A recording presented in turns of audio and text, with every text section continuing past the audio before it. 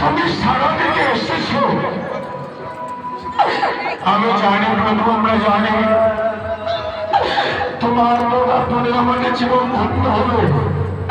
তাই তো আমরা অনেক বড় আশ্রমে তোমাকে দেখেছি, শুধু আমার তো বড় ভালোবাসায়। তাই না প্রভু আমাদের তোমাকে আমাদের